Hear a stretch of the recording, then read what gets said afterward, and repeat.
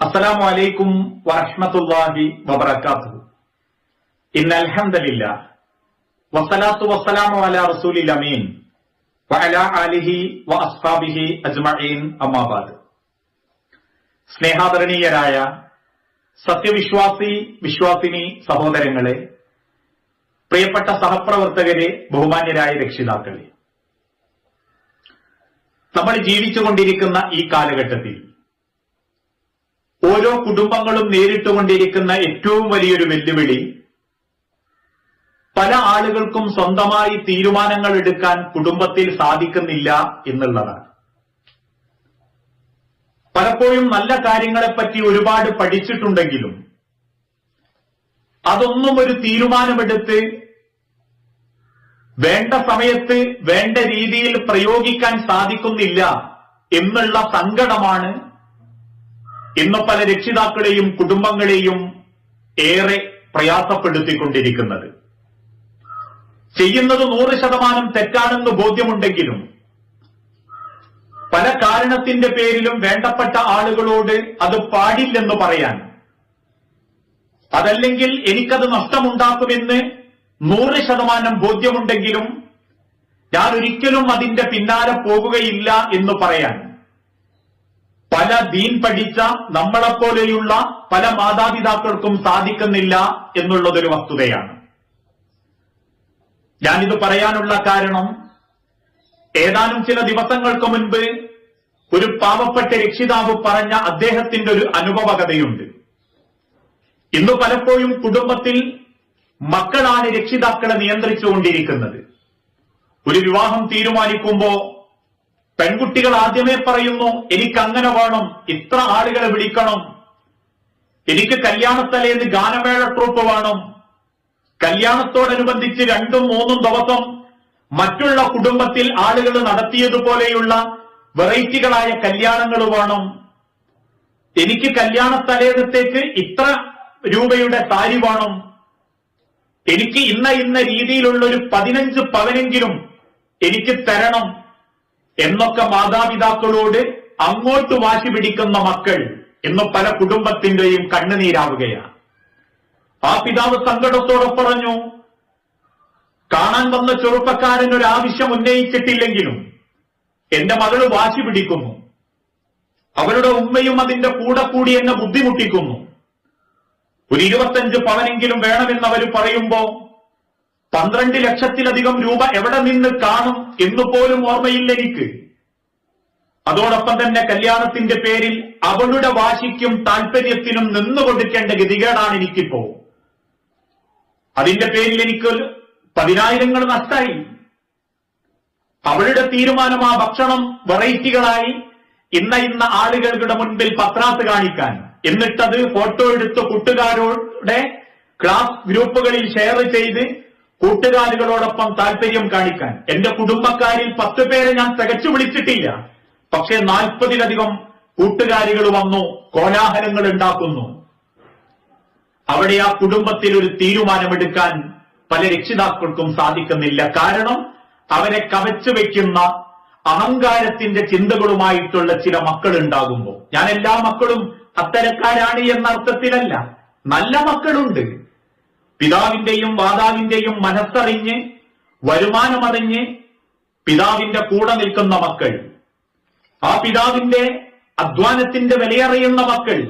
പലപ്പോഴും സ്ഥാപനങ്ങളിൽ ഒരു അധ്യാപകനാകുമ്പോ ഞാൻ എന്റെ മക്കളോട് പറയുന്ന ഒരു ഉദാഹരണമുണ്ട്.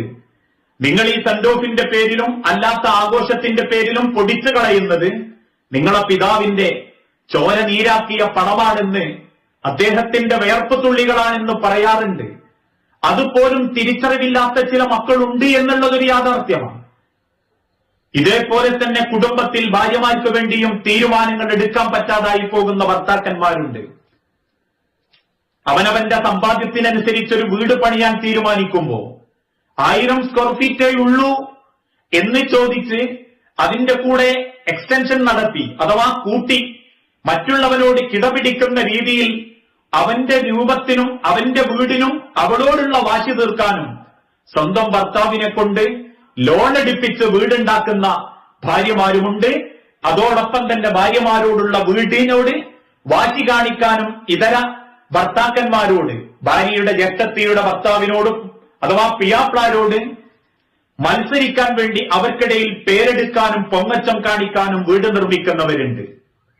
ഈ പറഞ്ഞതിന്റെ അർത്ഥം വീടൽപ്പം വലുതായിപ്പോയത് കുറ്റമായി എന്ന അർത്ഥത്തിലല്ല. താമസിക്കാൻ ആളുകളുണ്ടോ, സൗകര്യത്തിന് വീട് വേണം. 250 സ്ക്വയർ ഫീറ്റ്, അതല്ലെങ്കിൽ ചെറിയൊരു റൂം, അത് പണ്ടുള്ള കാലഘട്ടത്തിൽ റൂം അല്പം വലുതാക്കുന്നതോ വീടൽപ്പം സൗകര്യം കൂട്ടുന്നതോ അല്ല കുറ്റം.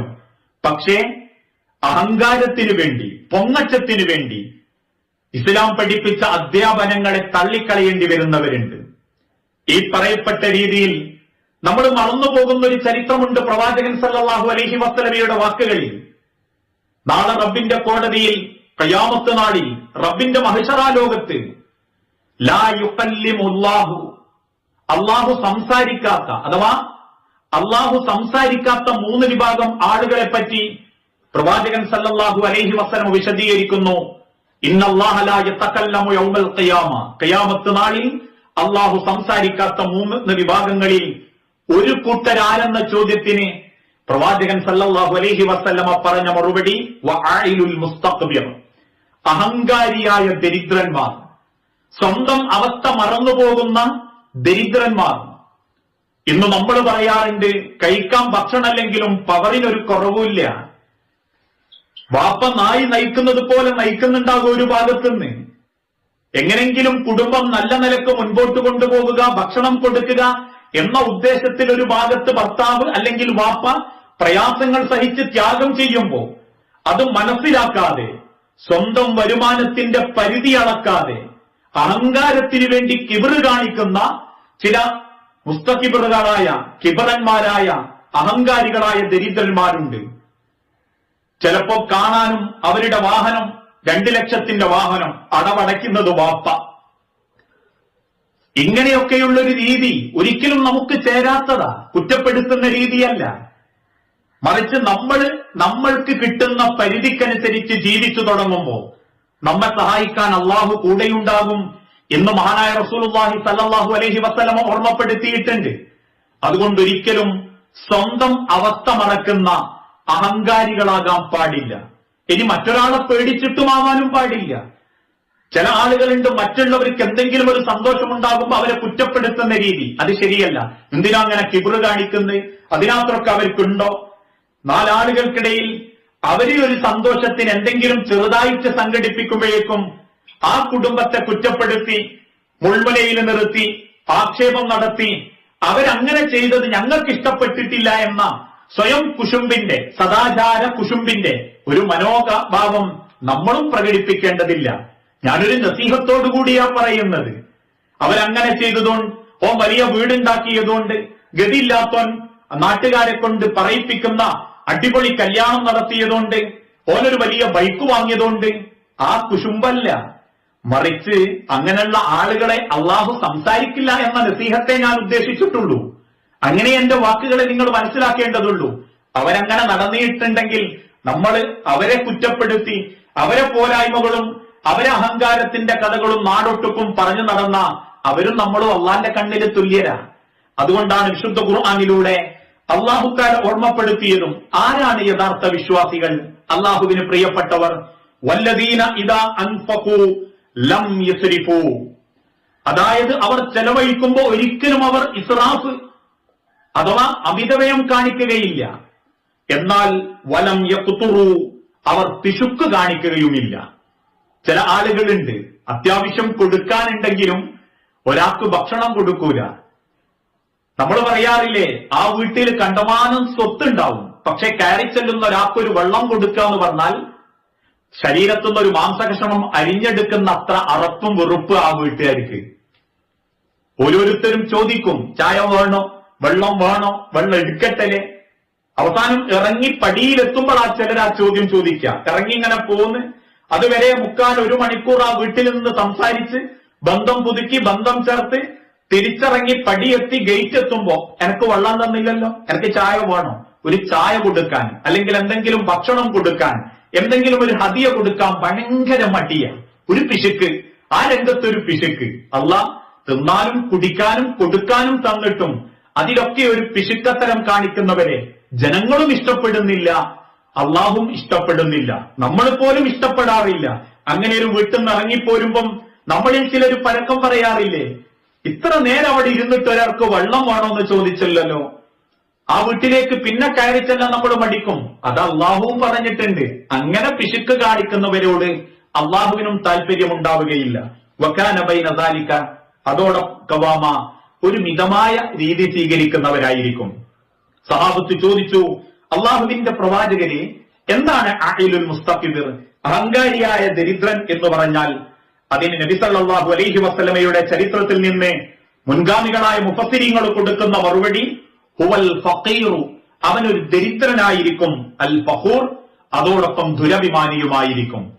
ദുരഭിമാനിയായ ഒരു ഫഖീർ, നാട്ടുകാർക്കിടയിൽ പൊങ്ങച്ചം കാണിക്കാനും പേരെടുക്കാനും നല്ല ആഗ്രഹമുണ്ട്, അതോടൊപ്പം ഫഖീറുമായിരിക്കും. അയ്യുൽ മുതകബ്ബിർ, അഥവാ ഒരു നല്ല അഹങ്കാരിയായിരിക്കും. അതുകൊണ്ട് പ്രിയപ്പെട്ടവരെ, വാപ്പാന്റെ മുതലനുസരിച്ചിട്ട് നമ്മൾ സ്വപ്നം കാണാവൂ. അതോടൊപ്പം തന്നെ നമ്മൾ മറ്റൊരാളെ കാണിക്കാൻ വേണ്ടിയിട്ട് കിബറ് കാണിച്ച് നടക്കുകയും വേണ്ട. ഇനി അങ്ങനെ ഒരാൾ അങ്ങനെയൊക്കെ നടക്കുമ്പോഴും അവര് കാണിക്കുമ്പോഴും നാടൊട്ടുക്കും അത് പോസ്റ്ററടിച്ച് നമ്മൾ വൃണാക്കുകയും ചെയ്യണ്ട. മറിച്ച് ഇങ്ങനെയുള്ള ആളുകൾക്ക് ഇത് പറഞ്ഞു കൊടുക്കുമ്പോ നിങ്ങൾക്ക് എന്തിനു അസൂയ വേണം, നടത്തുന്നവര് നടത്തട്ടെ എന്നല്ല, ആ ഒരു ഉദ്ദേശത്തിലല്ല. മറിച്ച് അത് അള്ളാഹുവിന് ഇഷ്ടപ്പെടാത്തൊരു രീതിയാണ്. എന്നാൽ അള്ളാഹ് തന്നതിനനുസരിച്ച് നമുക്ക് ജീവിക്കാം, അതിനനുസരിച്ച് നമുക്ക് സന്തോഷിക്കാം. ആ തിരിച്ചറിവിനാവട്ടെ ഒരു തീരുമാനമെടുക്കാൻ പിതാക്കൾക്കും മാതാക്കൾക്കും അള്ളാന്റെ തണലിൽ നിന്ന് തീരുമാനമെടുക്കാൻ സാധിക്കണം. മക്കൾ അതിന്റെ കൂടെ നിൽക്കണം. അവനവന്റെ അവസ്ഥയും ചുറ്റുപാടും അനുസരിച്ച് ജീവിക്കാനുള്ള ഒരു ശ്രമം നടത്തണം. എങ്കിൽ അള്ളാഹു നമ്മളെ കൂടെയുണ്ടാകും. അല്ലെങ്കിൽ നമ്മളിൽ നിന്ന് പങ്കുപറ്റാനുള്ള നമ്മളെ പ്രിയപ്പെട്ടവർ നമ്മളെ പൊലിപ്പിക്കും, നമ്മളെ സന്തോഷിപ്പിച്ച് പുകയ്ത്തുമെന്നല്ലാതെ അള്ളാന്റെ കണ്ണില് നമ്മളൊരു പമ്പര വിഡ്ഢിയ. പടച്ചോൻ നമ്മളെ മനസ്സിലാക്കുന്നത് കേവലം ജനങ്ങൾക്കിടയിൽ യുറാഊൻ കാണിക്കാൻ വേണ്ടി ജീവിക്കുന്നവർ, അഹങ്കാരികളായ ദുരഭിമാനികളായ ഫക്കീറന്മാർ, അങ്ങനെ റബ്ബ് നമ്മളെ കണക്കാക്കൂ. അങ്ങനെയാവാതിരിക്കട്ടെ. അള്ളാഹുവിന്റെ ദീനിനെ നെഞ്ചോട് ചേർത്ത് സ്നേഹിക്കാൻ നമുക്ക് സാധിക്കട്ടെ. വസല്ലല്ലാഹു അലാ നബീന. അസ്സലാമു അലൈക്കും വറഹ്മത്തുള്ളാഹി.